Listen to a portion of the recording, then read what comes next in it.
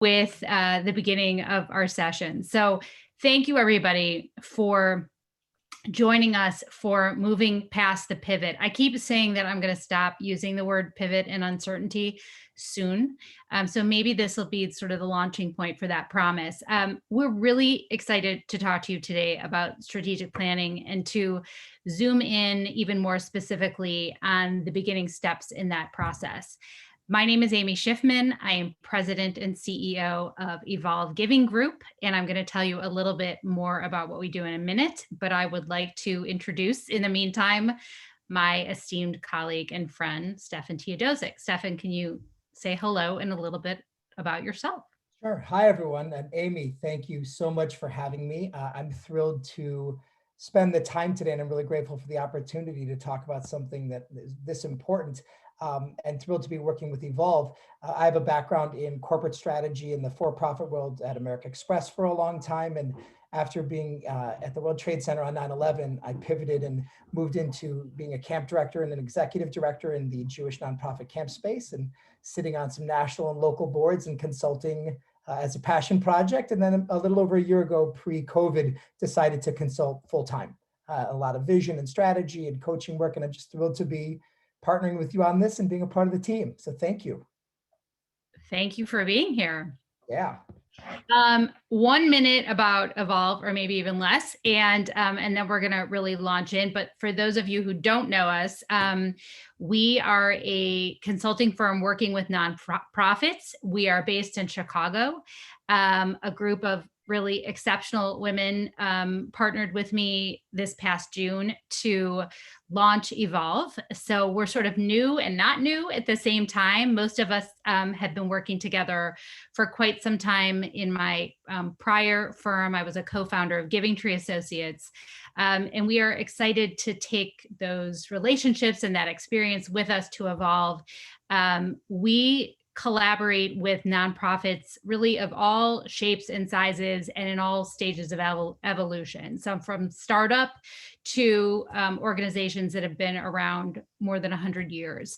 And we're really focused on growth and working with clients and partnering with the clients at this point, over 300 different distinct clients who have partnered with us to focus on the development of their organization. And that development typically falls in one of these 5 areas, but I sometimes think there's nothing that we don't do with nonprofits.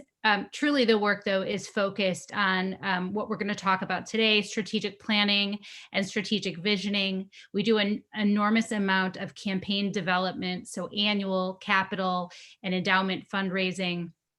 We do a lot of work with boards, so board and leadership development, and that includes staff development. We do coaching and training, and we find exceptional talent for nonprofits. We have a fantastic executive recruiting team. So that's a little bit about us, and I want to go back to that first circle in terms of our services and think with you today about strategic planning, and perhaps examine why this may be the most critical time in your organization's history to really stop and think and plan. Stefan and I are really talking almost nonstop about the need for clients and organizations in the nonprofit sector to take a deep breath and use this time of uncertainty, where it almost seems impossible to plan, given that we don't know what's going to happen, to actually sit down and do just that. So we're going to start by talking a little bit about what's changed, dig into the strategic planning process, what that generally means, no matter where you are in your process. You may have a strategic plan already that needs to be updated.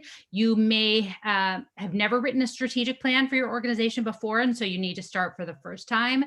And your prior plan may have lapsed, and you're ready for a new one, and you're not even sure how to go about that or who should be involved. We're going to try and cover all of that in less than an hour. And we're really going to focus in on and take a deep dive, again, on that first step in the process, something that we call strategic visioning. And Stefan is going to talk a lot about what that looks like. how we do that, why we do that, and what the outcomes are. And then we'll close with an example, because it's always fun to talk about what's working, of what that means. In the meantime, I would like for you to begin thinking with us. And because we can't all see each other's faces, hopefully we can utilize the chat box to just memorialize, even to just get it off your chest, what has changed for you over the past year. And maybe you're thinking, laughing to yourself, like, what hasn't changed? And that's a fair answer.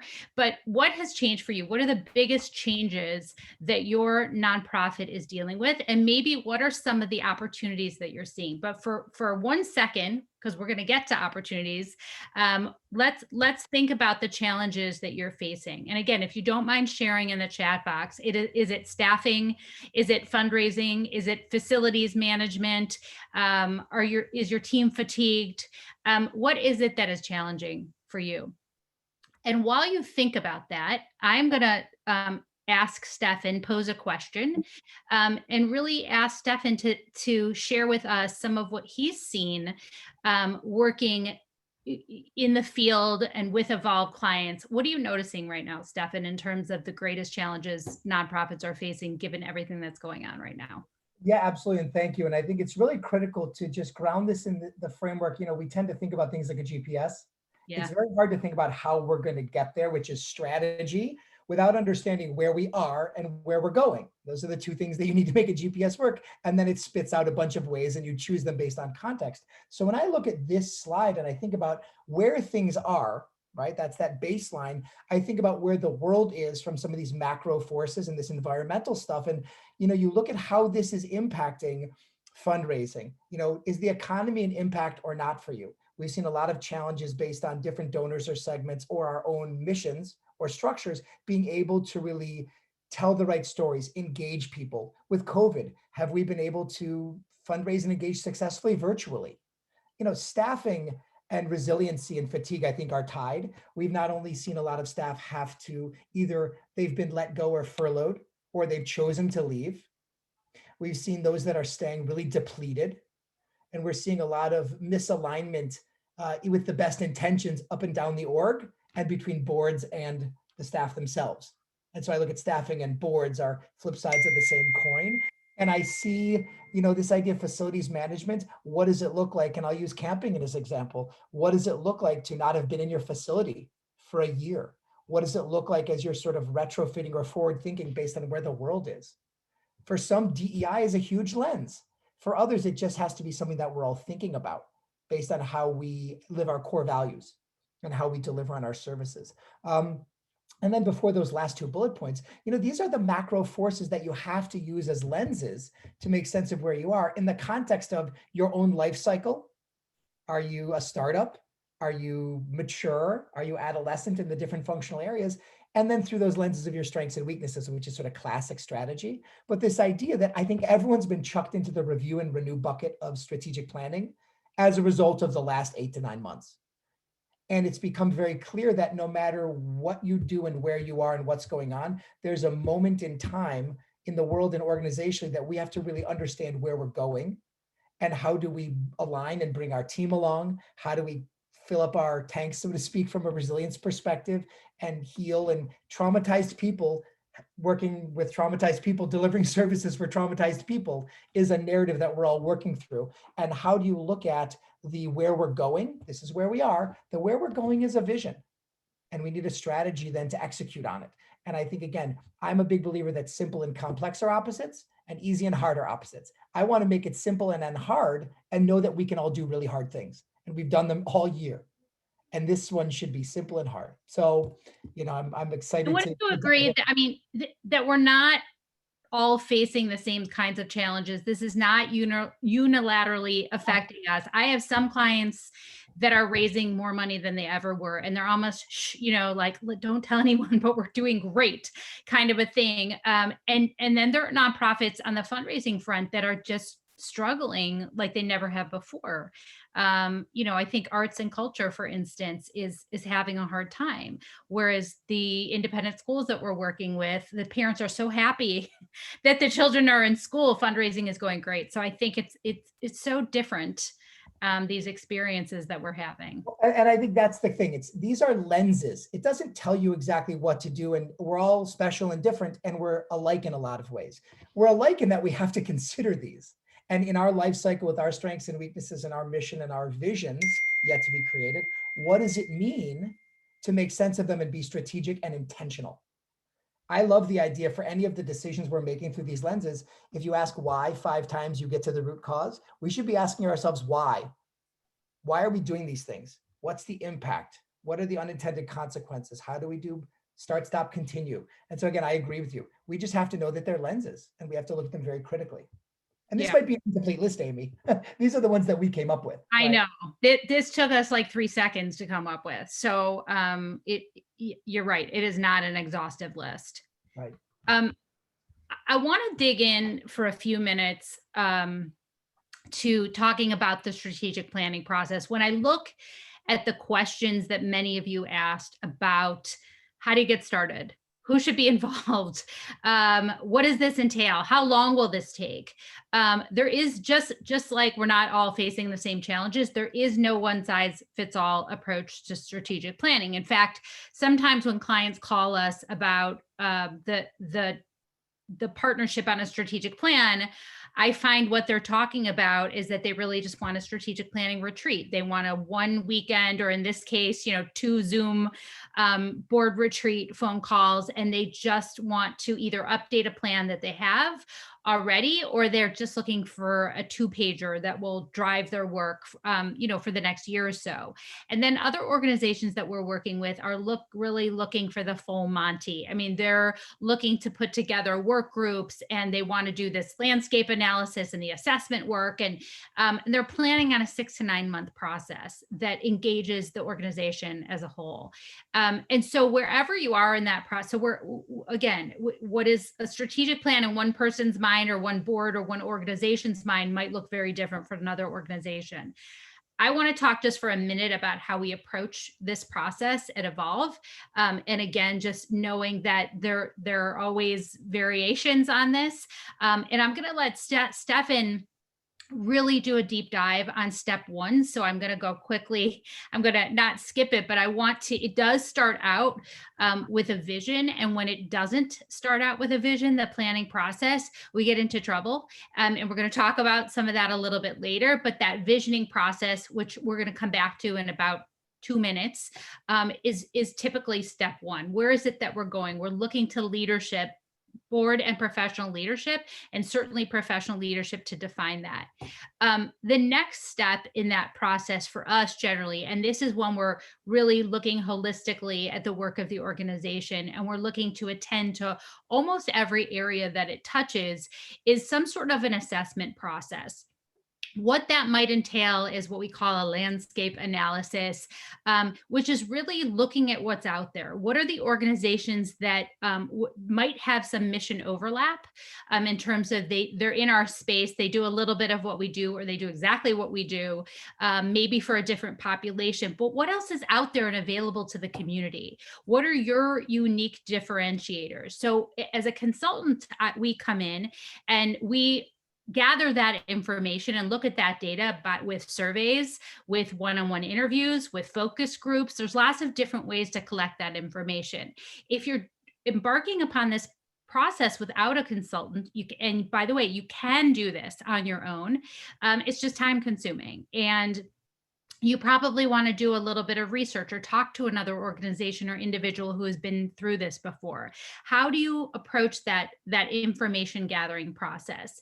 And one of the things that I'd recommend is that you be sure not to limit those conversations and those surveys to your internal stakeholders. In other words, if you're just listening to what your board and your staff say, that's an important component of the listening process, but you also want to be talking to your clients, clients, to the families that you serve, to the external people outside of your organization, organizational partners, or others in the community who have a sense of what's going on. So don't limit that information gathering or that landscape analysis or assessment process to what you can easily gather. It's going to take time to figure out what else is out there. How do others in the outside world see you? That's important for you to know when you start this process.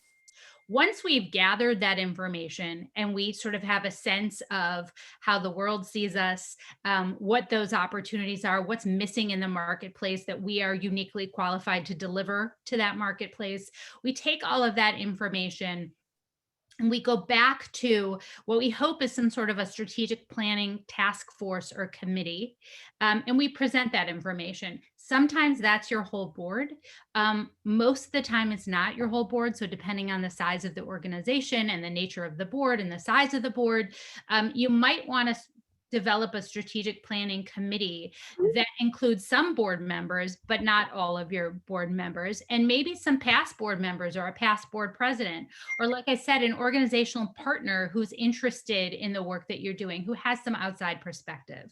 That committee then can work together to really filter down all of that information that you've collected and decide upon what we call working groups that represent the different pillars of the plan. So maybe you're going to have a program working group. Maybe you're going to have a finance, fundraising, a marketing and communications, whatever those areas are that really need a lot of time and attention and goal setting established in those areas.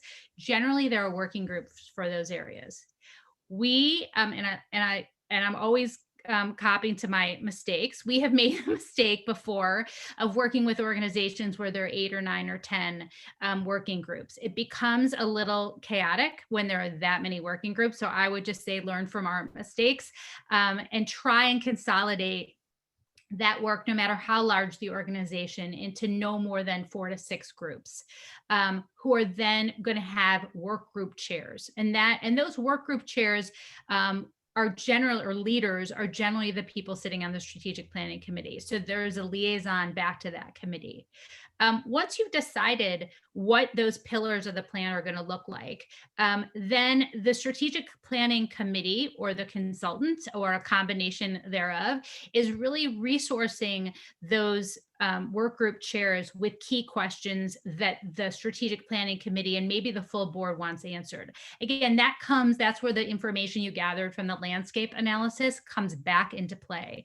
But we're looking for an opportunity to equip those working group chairs with the information they need to develop goals. If they're starting with a blank slate, it's not a great use of anyone's time. So we want to give them information. We want to give them data. We want them to understand what organizations that look and feel and deliver services like they do, what does that look like?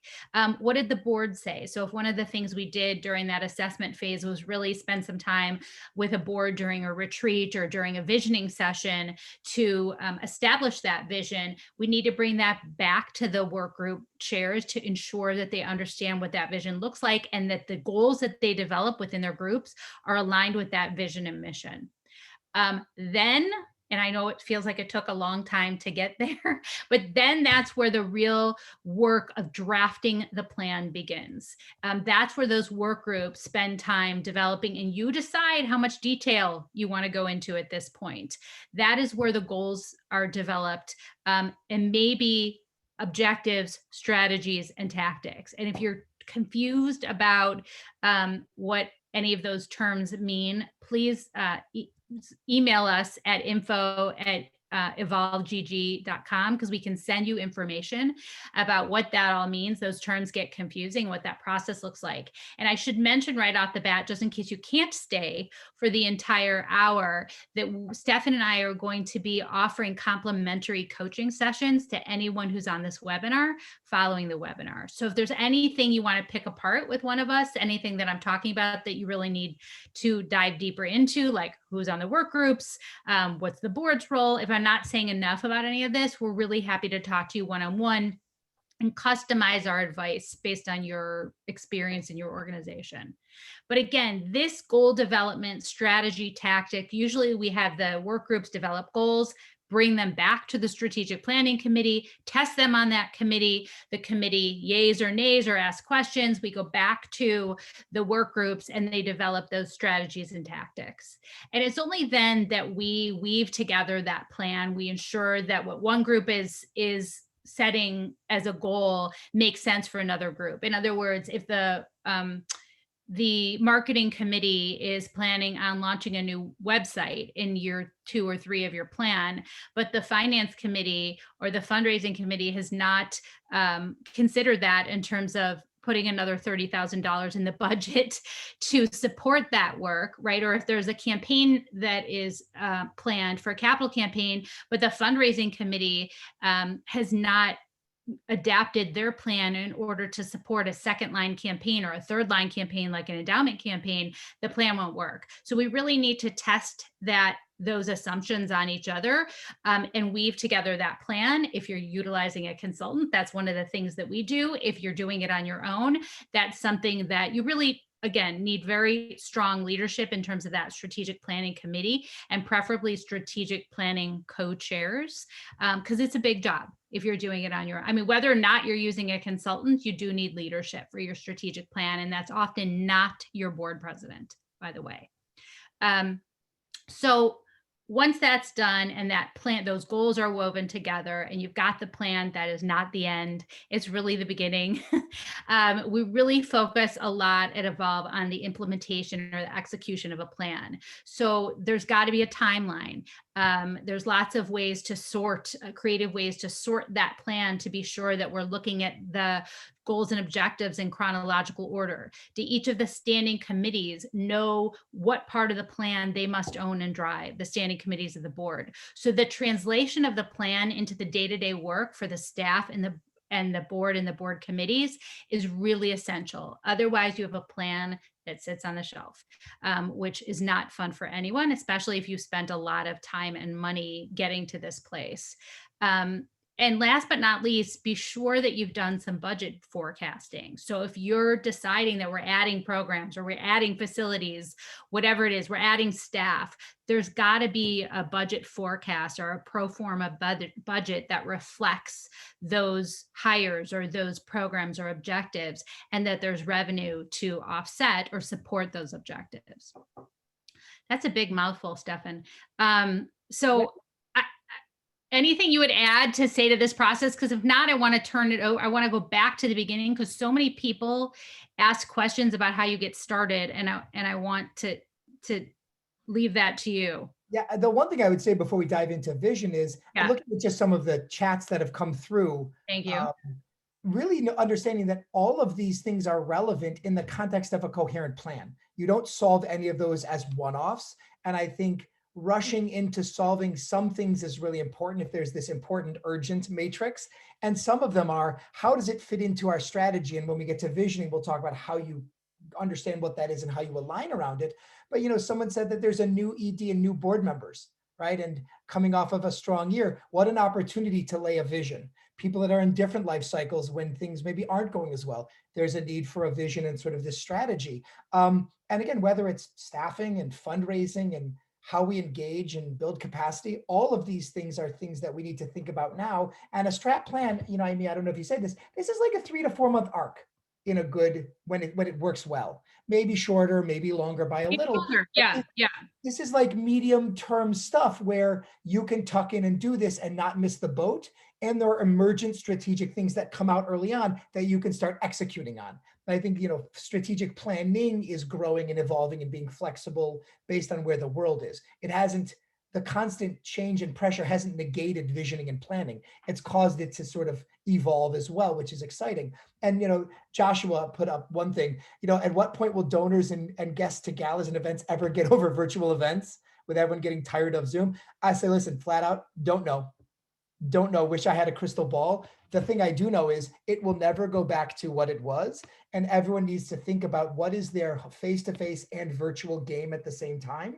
And in a strategy, how are we building the closest relationships possible to understand when that is? Because it's going to be different person to person, org to org, sector to sector, maybe geographically based on what's happening. I think we have to understand, and through the lens of our vision, a few years from now, what is our vision of events?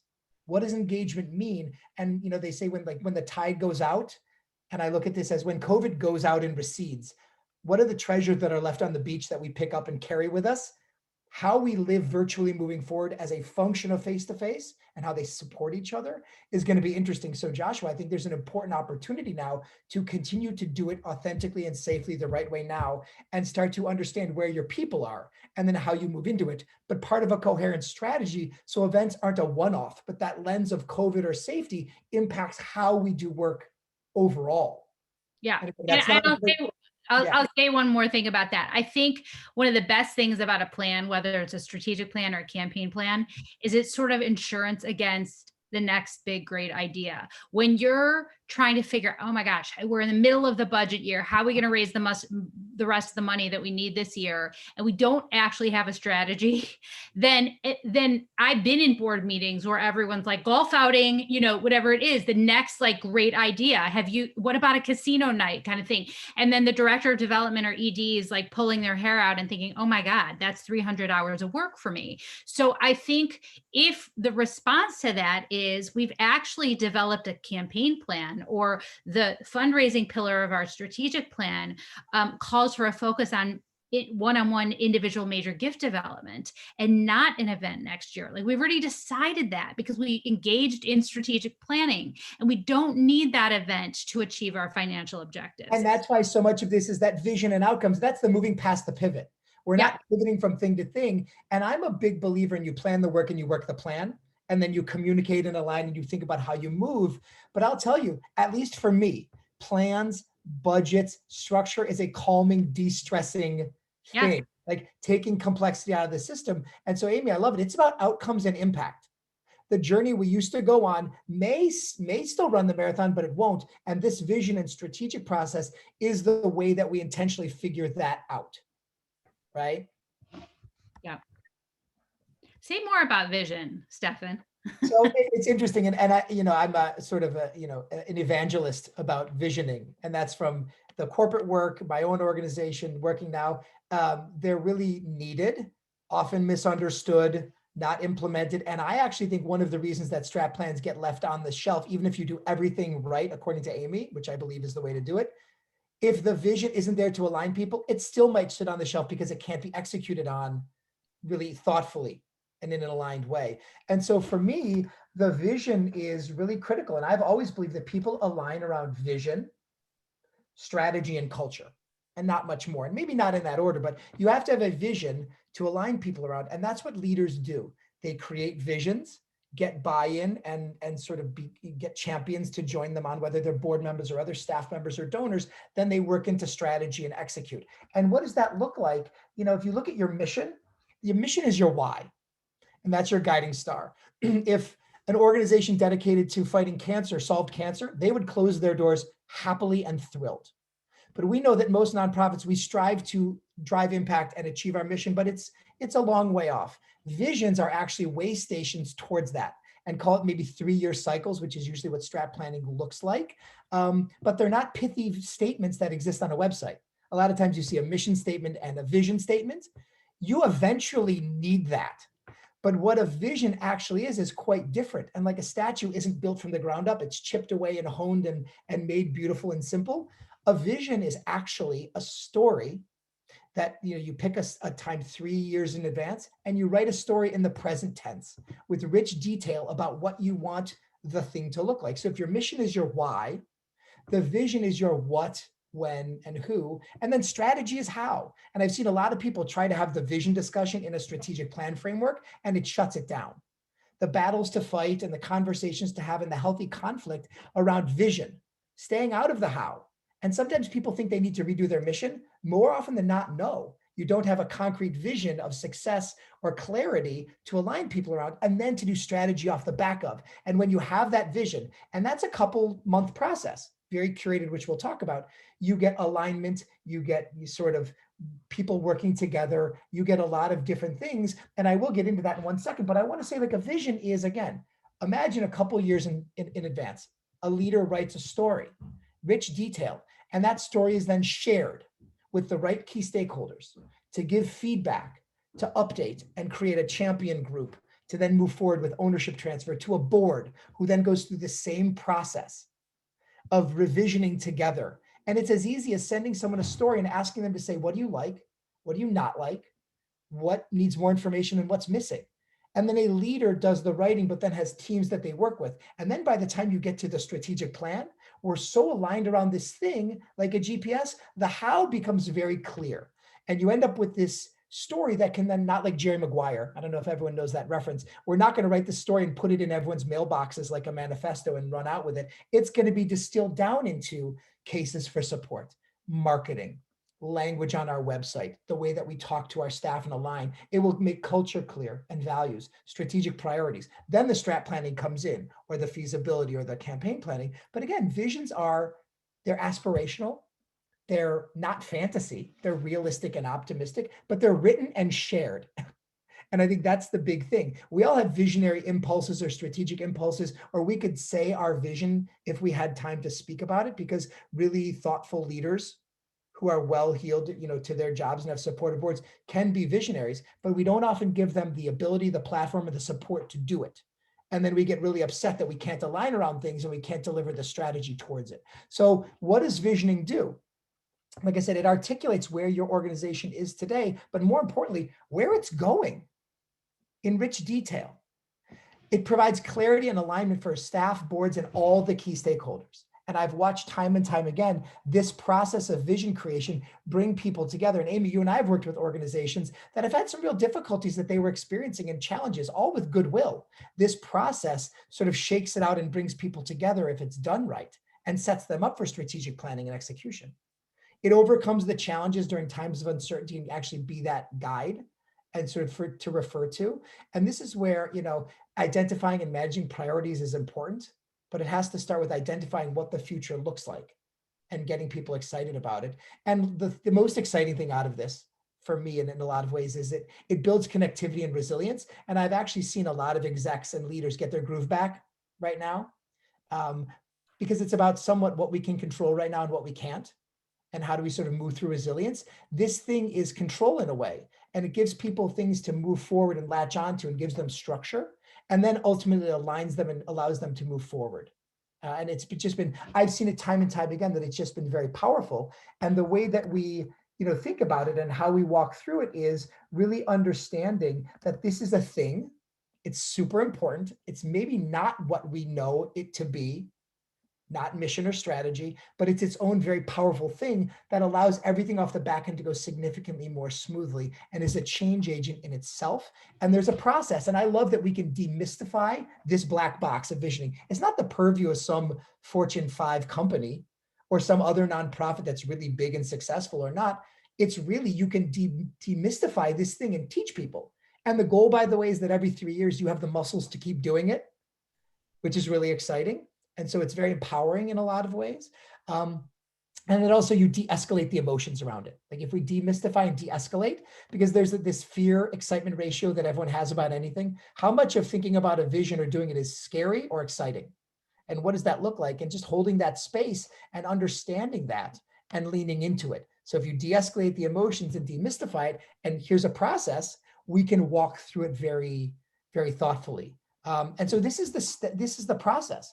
In this kickoff, you have a leader that actually writes the vision. And the way that we do it is you prime the pump and you ask them a series of questions and get them talking. They then write in what's called the hot pen or the hot keyboard technique. And I actually did this with Amy, and I made her go through this not too long ago. So you write for a half hour, and you don't have a vision and then write it. You might have impulses. You actually sit down and the vision comes out of you if the pump is primed correctly. And that's a draft. And then you work with, us or a coach or whomever to help you sort of look at it and see through those 4 questions. Like, let's talk about it. What does this feel like? What does it look like? And you do that 2 times or so. And then you have this core group for internal feedback. So if you do the kickoff with this person and prime the pump, and you get sort of this understanding. You draft and review it. And then you have a core group of champions to be, so to speak. And they might be one key staff or two really, board members or key donors that are involved in the process and understand that they then review it through those questions and give feedback. Then they get ownership and become champions, and the leader redrafts it. And then you move together through the presentation to the board in the same way. And that's what it really looks like. And so there's this idea of a process. There's clearly defined key stakeholders. There's actual deliverables and timelines. And then it's utilized in that distilled way to move into strategic planning on the back end. And having, like in biking, it drafts right behind it, or in racing, so smoothly because everyone is in that mode. They're aligned. And they say that what hills do you want to die on is the phrase in strategy sometimes.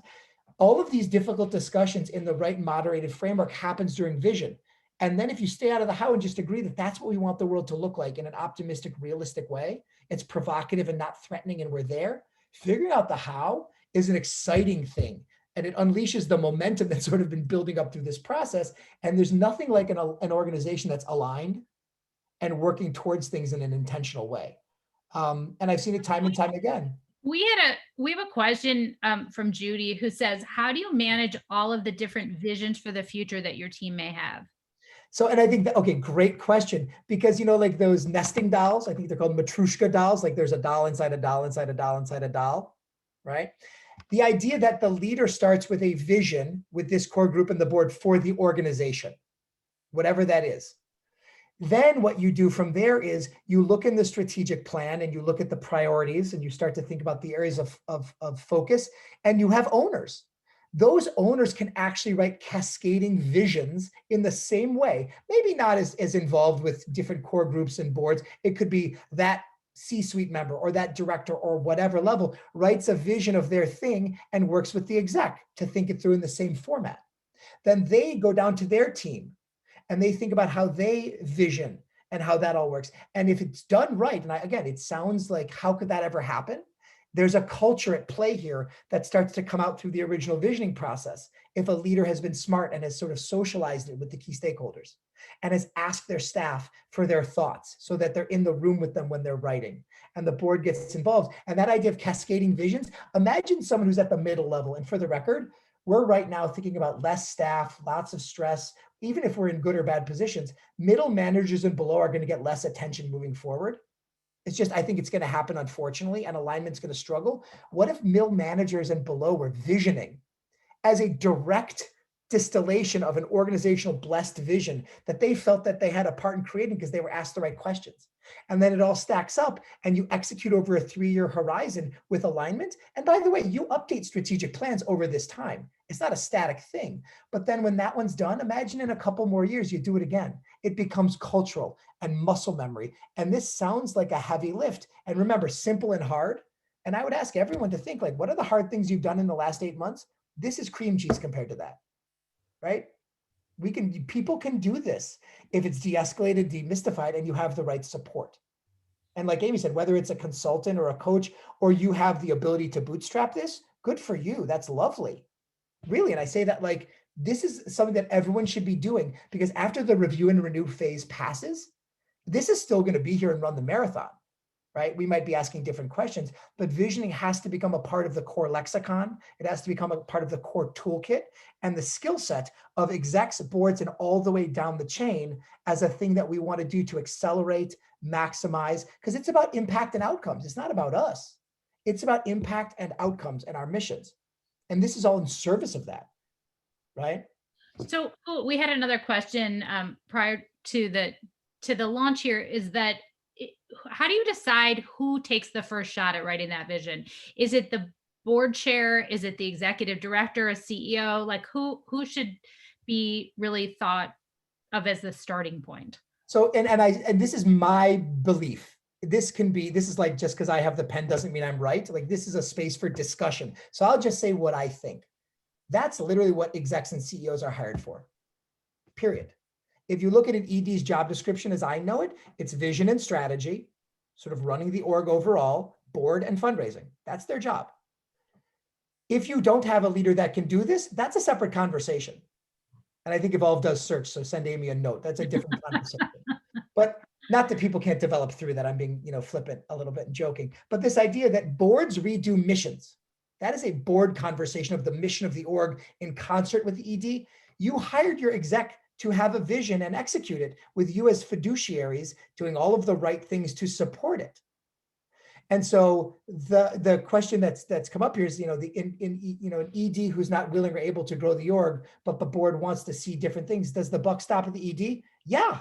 And do you have the right ED? Different question. And a very important one for the board to hug and wrestle with, because boards own missions and fiduciary and all of those things. EDs have visions, which by the way include board. So that's why the boards have to be involved in this, but they're the ones that are executing this. And I think for a long time, executive directors haven't been given the platform for this, might not have the skills or knowledge, the culture. And this is the sort of thing that I think most EDs and boards, regardless of where they are, could significantly move the needle towards this sort of structure. And that's a rewiring a little bit. And that's where, courage, like I'm a big Brene Brown fan. I think she's been right all along. You can't be courageous without fear. This is like, courage isn't just running into a burning building and saving a child. Like, that's courage, don't get me wrong. This is also courageous. And people have to really lean in, and board members have to trust their ED to take a crack at it and be curious, assume goodwill, and investigate. That's the spaces we have to occupy. And that becomes the culture after this, right? And I think that's where. So where's the board in this process? Say more about step 4 and how that launches us into the strategic planning process. So I think the board is in most good ways across the thing, with specific times that they show up pretty heavy. So in step 1 in the kickoff, before the ED does this, the board should know that it's happening. The board chair should be a key partner, and they should say, yes, we don't know where this is going to go, but we believe in you. We trust you. We're going to invest. And the ROI is off the charts on this one, long-term. We're going to invest in you and this process to do it. So that pre-kickoff, the board is in the loop, and the board chair or the governance chair, whoever sort of works with that ED, the board chair usually is there. And so it's been socialized and sort of pre-baked a little bit of saying, we don't know what's going to come out of it, but we support the process. Step 2 is all about the ED, right? Step 3, that internal feedback, you usually have key board members on that core internal feedback team of early champions. And then the ED and that group of people, including board members, goes as champions shoulder to shoulder. And you want to talk about like lay board, like professional board relationships or supporting your exec, going shoulder to shoulder with a couple board members with a vision into a board meeting where people have seen it and talked about it. That's when they all show up and we hug and wrestle with it. And then it's revised one last time and then becomes the bridge into strategy. So I think the idea in the best case scenario is the board is showing up intensely in certain phases, but is really involved appropriately and communicated with across the arc of this. And that's, again, something that can be productionalized in a lot of ways. Great. There was one question, by the way, from Patricia, that's what if it's an all volunteer organization? Who does the vision then? What a great opportunity to identify someone to take a crack. Because what I didn't mention is the vision itself is a vehicle for clarity, for collaboration, for culture, and getting the right answers. But this idea is if you tried to put 5, 6, 7 people or a board or a staff or a C-suite to write a vision, that's not how things actually work. Collaboration is lovely, but consensus making, decisioning on a vision is really something that I don't want to, like, that's hard, really, and complex, both. So identify someone who wants to take the crack, knowing that they're not right or wrong. They have enough information of the macro, the life cycle, the micro. Maybe there's a meeting or two to prep that person with a few others in that kickoff stage. And then it's the other people that help and respond, and then they do it together, and then someone becomes a writer. But someone has to start this thing rolling. And I love to say it's easier to drive a moving car. Someone has to have the courage and the blessings to take the first crack, because it's not about ownership. Great EDs don't say, this is my vision. It might start there. This is the vision of the org that we're now going to execute with the right roles and responsibilities, communication and collaboration. But it has to start somewhere, and that is usually the ED in a powerful, thoughtful, appropriate way. But in a volunteer organization, what a great way to look at an opportunity for future leadership or succession planning, or who's the best writer, right? And so again, I think this is agnostic to the structure, right? And I think every one of these questions has an answer that fits into this neatly, because it's built to be flexible and inclusive. Yes. Let's talk, because we're going to get into a case study in a second. Um, let's talk about what happens if you don't have a vision when you start a strategic planning process, or you start a feasibility study to consider whether or not there are the dollars available to launch a major campaign for the organization. Because I think that answers sort of the utilization process. And again, based on the question we just had, when I look back at the why, and we're talking about boards and executive directors that may, or CEOs that may not be aligned in terms of the organization's vision, that is the purpose of this process, that they come out aligned. And when there is misalignment, generally there are problems, there is chaos. It's hard to move forward, and it's hard to start a strategic plan. Would you agree? Absolutely. And I would also say alignment is also an interesting thing. Clarity is worth its weight in gold, Yeah. right? Alignment might be like, our executive director needs skill development in this area. That's an okay thing to align around. And then you wildly support them and go all in. You could say that our board really is not as aligned as we thought it was in some key areas, and we've got some work to do. Let's use the visioning process to identify that and sort of reveal. Like they say, some crisis or some of these processes don't build character, they reveal it. That's the baseline of this. And so again, I just think, entering into this without a vision, if you're successful, it's accidental and not replicable. And that's no knock on any org that hasn't done it. I just know that having a vision and spending that right amount of time, not a crazy amount of time and resources to get there, pays itself in dividends in the short, medium, and long term as you cycle through this and keep going. And that becomes the culture and how it's done. And you can be very successful without it. But there are going to be ways that it's, what did you leave on the table by not having it? Where could you have taken the impact or the outcomes? And we've seen it already. I think a couple of the case studies or conversations, we've done this from scratch, and we've dropped it into the middle of an existing process to heal and bring people together and not restart, but pause and plan and then move through it. So again, like I said, this is also one of those things where whether it becomes someone's gig or not, and I say this as a consultant, right? This is just something that people need to lean into and figure out where they sit. And if they can do it on their own, lovely. If it's an hour of free coaching, like, use it. If you need to lean into it, like, this is just, I think, where it's going to be and how it's going to be moving forward. And the pandemic has given us lots of gifts wrapped up in ugly paper. This is one of them, I think. Yeah. So I do want to get into this case in point, knowing that we have less than 15 minutes left, just to talk about how we dropped in the visioning process in the middle of actually what did not start out as a strategic planning process. And I asked permission for Browser Maimonides Academy in Hollywood, Florida, was embarking on a large scale capital campaign. They had some really nice leadership gifts to the campaign, and they're sort of bursting at the seams, and we're thinking about facility development. And what was missing when we walked into a discussion about a statement of intent or a case for support for capital, it was difficult to find alignment around the school's future between the head of school and the board of directors, who all basically wanted the same things for the school: growth, development, thriving student body. But we're having a hard time figuring out how to speak the same language and how to get on the same page. And it was a very difficult thing for our consultants, who are campaign consultants, to move forward when there was not a unified vision against which to fundraise for this campaign. And so we brought Stefan and Lonnie in to help the both board and professional leadership think about articulating that vision so that the campaign team could pick up where they left off and move forward with the campaign. So I wondered if you could just talk about that process, Stefan. What were you up against? Yeah. And how did you quickly align this team so that we could move forward with the campaign?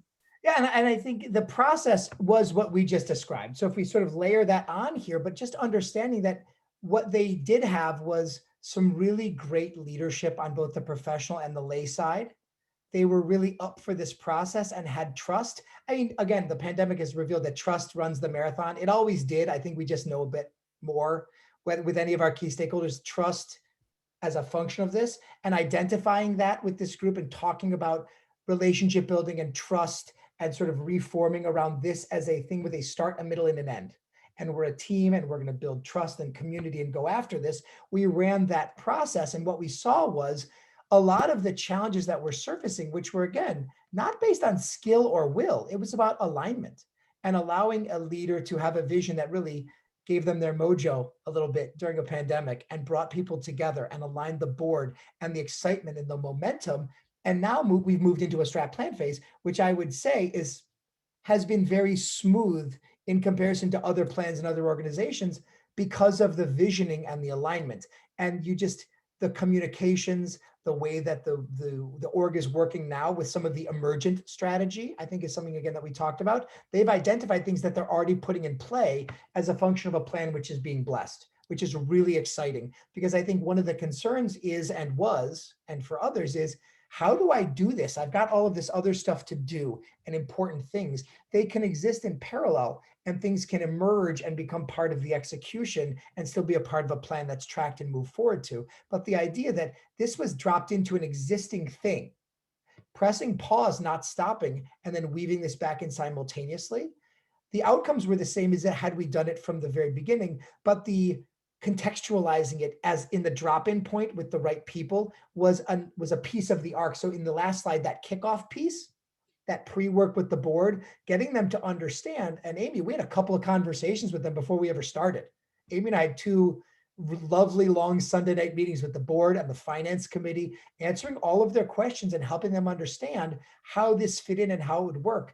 And, Einstein was once asked if he had an hour to solve any problem, what would he do? He said he'd spend 55 minutes coming up with a question that he would ask. They did. We spent 55 minutes of our hour getting people comfortable because people have needs. They get them met positively, negatively, or by accident. Let's help people understand. And then once that was done, this process was dropped in and we, sort of walked it through. And I'm a big believer in sort of weekly alignment meetings with teams and things that I don't know a lot of other consultancies do or don't, but alignment runs the marathon. And I think if you were to ask them where they are right now is confident, not cocky, confident, aligned, excited, eyes wide open at the challenges that they're staring down right now, but also feeling comfortable that they have not just a plan, which changes from time to time, but the culture and a vision that if they know where that way station is towards their mission a few years ahead and they've all rallied around it, they'll continue to move through. And I'm not using the word pivot. They'll continue to move through the strategy to get them there. And that's where that culture of alignment from this becomes meetings and dashboards and accountability. And it just changes the arc of everything. And it was a 6-week vision process, not to minimize 6 weeks of time in the world we're living in now, or the investment of money and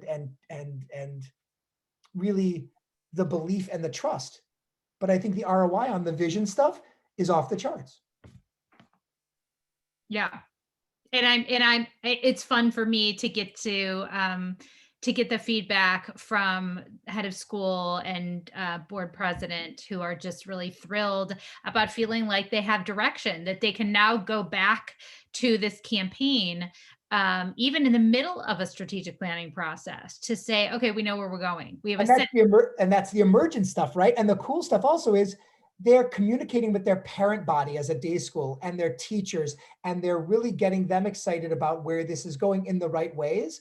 And again, how this vision becomes something that everyone can be a part of and buy into it's a really beautiful thing when it happens. And again, I'm like the king eye roller, believe me. Like I'll sit in the back of a session and roll my eyes at things that people say like I just did. But again, I'm being totally honest and vulnerable. This is a beautiful, elegant, awesome thing that's super powerful. People just have to lean into it and really just kind of go there. And that's, I think, that vulnerable leadership and trust stuff is where it starts. I would agree. we're going to take a couple questions now, and I have a bunch of questions that were submitted when people registered, but I want to be sure that you have our email address, info@evolvegg.com. If you want to register for a complimentary coaching with either Stefan or with me, our email. Or both if you're really lucky or interested. Yeah. If you need us both, let us know. And our email is down. It's just our first name @evolvegg.com. So let me unshare so we can see more of our And face. as we're doing that, someone did ask, can we make the PowerPoint or the recordings available to folks? That would be Automatically happen. So if you registered if you're not watching on someone else's computer and you registered on your own, you will get an email from us with the PowerPoint and with a link to the recording in case great. you want It was to, one of Joshua's questions. Great. Thank you. yeah, or share it, or put it on your social media, whatever you And it's decide to not, do. and it's So not lip service. Amy and I love to talk about this, like for real. This is like exciting for us. So please take us up on it. we had a question from Jennifer. What role does strategic planning play for nonprofits in startup mode or early phases? So the one thing I would say is the context of visioning and strategic planning is agnostic and doesn't care. And I mean that in a good way. Your vertical, congregation, day school, social services, summer camp, federation, foundation, size, life cycle. It's actually even more exciting and easier when there's no bad habits, there's no history, it's early stage stuff. It might be harder in a different way, but when you have that blank slate opportunity, if you have that trust or the right person to do it and you can buy in together, you're already excited and aligned in a different way than a legacy organization that has to rewire it a little. Again, it's agnostic. The process works for both. It just might be a different conversation in terms of how do we do this with everything else that we're doing as a startup or an early stage organization. But it actually, I would say, it can be a lot easier because of the pre-baked alignment of that life cycle maybe, and the number of people in the room, which is a little smaller maybe. So, but again, Yeah. in a good way, this stuff doesn't care about those things. It's awesome either way. Yeah, and I'm nervous for a startup or an early stage. I'm really nervous for any organization that is functioning right now without a strategic plan. I have to be honest. But an early stage or a startup nonprofit has an opportunity to do things right from the very beginning. Correct. So I'm always talking to organizations that are 20, 30 years along and have been doing things. We've been getting along just fine without a strategic plan. We've never had a campaign plan, And so when you do things for a long time, long enough, you sort of decide those are the right ways to do them. Well, it just means you've been doing the wrong thing for a long time. Well, and imagine this, I say this as a recovering exec for, a couple decades, right? What is the money investment? And let's not put a dollar on it, but a startup organization or an earlier life cycle, you think about dollars maybe not differently in terms of return on investment, but just it's an amount to invest and time to invest. And how do you understand ROI as an early stage organization? And how do you understand how to fund things and do things? Those are separate conversations, but those are some of the blocks that we have to say, oh, I would love to do that. And I love when you do sort of these coaching sessions, you say, tell me why you're reluctant to do it, and let's solve for that. Let's talk about not doing it or not doing it. I'm reluctant to do that because, then let's solve for that. And sometimes it's money or ownership. And Yeah. I think there are ways to talk about it, right? Yeah, and I think that leads us right into Kelly's question, which is what if you have a CEO that is reluctant to, right? You're either a board member, you're a staff member, and your CEO or your executive director isn't into the idea of visioning or strategic planning. What then? Right? Well, It's not your decision. Well, remember when I said the ED's role and job description is a certain thing? The board role is hire, fire, and supervise the ED. And I'm not making any statements about one should or shouldn't do. That might be a non-negotiable. The board could say, we're doing this. That is in our purview. And I'm big on roles and responsibilities as both a board member and a past exec. Roles and responsibilities and clarity are really important, but that's appropriate for a board to push an ED into vision and strategy because that's technically their job. And I think a lot of the reluctance, even if we just give the person the benefit of the doubt, which is just that it seems like a huge time commitment. And it is, by the way. It is a time commitment. They're not wrong. And I don't have time for that right now. I'm putting out fires. Yeah. But that's where remember, de-escalate emotions. Yes. Demystify process and say, here's how we're going to do that. And here's how the board or the other staff are going to support those non-negotiable mission critical things that need to happen. And you have to get people to understand that amount of time now, in addition to the system that's happening, pays itself off in dividends very quickly. But that's the emotional response and then the tactical response of the process. And that's the board's job and the board chair's job is to have those critical conversations with execs. It might be a lack of skill a lack of will, a lack of ability to see how that could even happen. Those are those tough, vulnerable conversations that board and staff need to lean in together on and have right now to see how they make sense of this. Yeah, and I think worse than that, and we have to wrap up in a minute, but I think it's totally exhausting to be working in emergency mode all the time. Totally. So if you're an ED, right, your team is going to get exhausted, and whether that's board or staff, we cannot ask people to work in emergency mode we've already done it for a year. So how much longer can your team withstand that? And What if we said though, remember that thing, resilience? This is yeah, an antidote and it fills up our tanks. What if you said to that exec, imagine if we do this, that you and your staff and the board would get their resilience upped. The crisis in the world wouldn't stop. We don't control that, but our response to it would. The alignment of the board, our relationships would all sort of realign and slow down and smooth out to the extent that they can. But that's that leap of faith and that's right. crossing that Rubicon of the vision and strategy. And there's a cultural conversation there. But I would say this is the antidote to that lack of resilience and crisis management. And it takes an investment of time and money and belief and trust, but we can go there. That's right.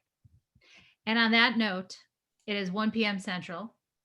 There's so much more we can say about this. So I just want to reiterate our pledge to you. Email us at info@evolvegg.com. And if you want to talk more about this, we're thrilled to do that. We love talking about this, as you can tell. There is hope out there. And whether we help you as a partner or we help you to do it yourself, we're more than happy to continue to engage in this conversation. And we feel very optimistic about the future. So Yeah. thank you, Stefan.